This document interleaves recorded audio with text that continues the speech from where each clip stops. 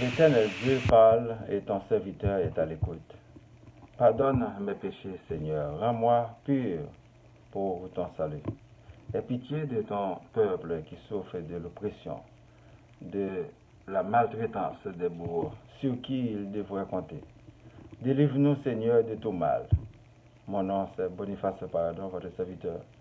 Une salutation spéciale à chacun de vous dans le précieux nom de notre Sauveur et Seigneur Jésus-Christ, lui qui a accepté volontiers de donner sa vie pour nous sauver de la mort. Je suis personnellement très reconnaissant et je vous invite fortement à l'accepter de tout cœur pour le salut de votre âme. Sur ce, je vous dis merci et bienvenue sur les web, chers internautes, à l'écoute et à la visualisation de cette nouvelle édition. Soyez bénis. Le titre d'aujourd'hui, c'est Moïse monta vers Dieu et l'Éternel l'appela du haut de la montagne. Et vous, Dieu ne vous a-t-il pas déjà appelé? Exode chapitre 19 du verset 1er à 6. Du troisième mois après leur sortie du pays d'Égypte, les enfants d'Israël arrivèrent ce jour-là au désert de Sinaï. Étant partis de Rephidim, ils arrivèrent au désert de Sinaï et ils campèrent dans le désert. Israël campa là vis-à-vis de la montagne. Moïse monta vers Dieu et l'Éternel l'appela du haut de la montagne en disant, tu parleras ainsi à la maison de Jacob et tu diras aux enfants d'Israël, vous avez vu ce que j'ai fait à l'Égypte et comment je vous ai porté sur des ailes d'aigle et amené vers moi. Maintenant, si vous écoutez ma voix et si vous gardez mon alliance, vous m'appartiendrez entre tous les peuples, car toute la terre est à moi. Vous serez pour moi un royaume de sacrificateurs et une nation sainte. Voilà les paroles que tu diras aux enfants d'Israël. Pour la prédication, mes frères et sœurs dans le Seigneur, vous qui êtes dans le cheminement, ça fait longtemps. Si jamais vous refusez de réclamer votre part dans l'héritage de la vie éternelle, les autres nations et les autres peuples qui viendront au dernier moment feront cette acquisition à votre place. Ne remettez pas à demain ce que l'on doit faire aujourd'hui. Toute la terre est à l'Éternel et c'est lui qui a le dernier mot. L'Éternel parla à Moïse sur le mont Sinaï pour raviver sa mémoire concernant sa victoire sur le pays d'Égypte. L'Éternel l'avait fait avec sa main forte et puissante. C'est cette même histoire que nous racontons aujourd'hui pour vous servir d'exemple de la foi. N'est-il pas aussi possible et concret de raconter notre propre histoire sur les épreuves de Dieu dans nos vies?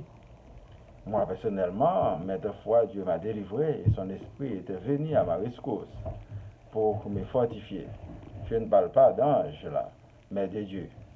Combien de fois que le Seigneur Jésus m'a délivré? Je ne peux même pas compter. Combien je dois en termes d'argent et de biens? Absolument rien. Il m'a dit de garder en lui la foi et le place devant dans tout ce que je fais. Combien d'entre nous qui, par ignorance, d'empressement et d'égarement, sont retenus, enfermés, enchaînés par l'ennemi sous la menace de la mort, si on ne respecte pas le contrat?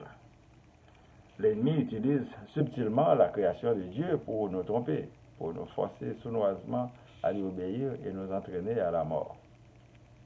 Le peuple d'Israël passait beaucoup d'années, de génération en génération, sous l'effet de l'esclavage. Il avait utilisé la main de Moïse pour le délivrer. Après 3 mois dans le nouveau pays, l'impatience était au paroxysme que le dirigeant de l'époque, en l'occurrence Moïse, ne savait pas quoi faire. Il s'adressait à l'Éternel et il lui a répondu sur la montagne.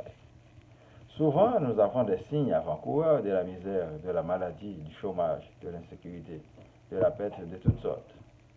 Nous rigolons, nous posons des questions existentielles dont les bonnes réponses tardent à venir. Nous perdons tout notre temps. Arrive brusquement la malchance et nous perdons l'espoir. Un bon chrétien, un serviteur de Dieu, a déjà mis sa confiance en Dieu avant tout. Sans la volonté de l'être suprême, cela ne pourrait pas se produire. Cela va certainement nous affecter en tant qu'humains, mais Dieu nous consolera, nous dira quoi faire et nous réservera quelque chose de meilleur. Car avec Dieu, nous conjuguerons le verbe réussir et non le verbe échouer. Le méchant qui poursuit son mauvais chemin récoltera la mort en récompense. Tout être humain peut se régénérer, se donner une nouvelle naissance, se repentir et cela peut donc arriver sans qu'on aperçoive.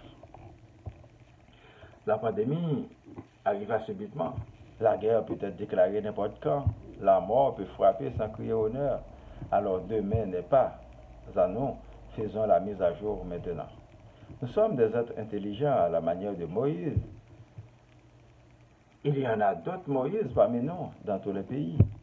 En Haïti, dans les villes, malheureusement, vous ne les reconnaissez pas à leur juste valeur. Soit que vous ne croyez pas, ou bien le préjugé vous empêche de voir clair. Si vous écoutez la voix de Dieu, vous serez son peuple et il sera votre Dieu. Nous devons chercher et travailler pour devenir enfants de Dieu en gardant ses commandements, en traitant nos frères et sœurs comme nous, en nous aimant les uns les autres. Que le Seigneur Dieu nous délivre de nos ennemis et de nos adversaires. Que le Seigneur Jésus nous sauve. Que l'Esprit Saint nous guide vers la lumière. Nous prions pour moi, ma famille, vos familles, les membres du groupe Spiritualité, les vrais amis, les démunis, les personnes malades, les personnes éprouvées, les familles séparées, les chômeurs, les leaders, les personnes vulnérables, les villes Laval, Montréal, Québec, Canada et le monde entier. Que la paix soit sur le monde. Nous ne voulons pas de guerre. Citons notre Père qui es aux cieux, que ton nom soit sanctifié, que ton règne vienne. Que ta volonté soit faite sur la terre comme au ciel. Donne-nous aujourd'hui notre pain de ce jour. Pardonne-nous nos offenses, comme nous pardonnons aussi à ceux qui nous ont offensés. Et ne nous laisse pas entrer en tentation, mais délivre-nous du mal. Car c'est à toi qu'appartiennent le règne, la puissance et la gloire, au siècle des siècles. Amen. Je vous souhaite de passer une bonne journée et une bonne semaine. Lisez et méditez toujours sur la parole de Dieu. C'est votre serviteur, Boniface. Voilà. Merci et à la prochaine. Au revoir.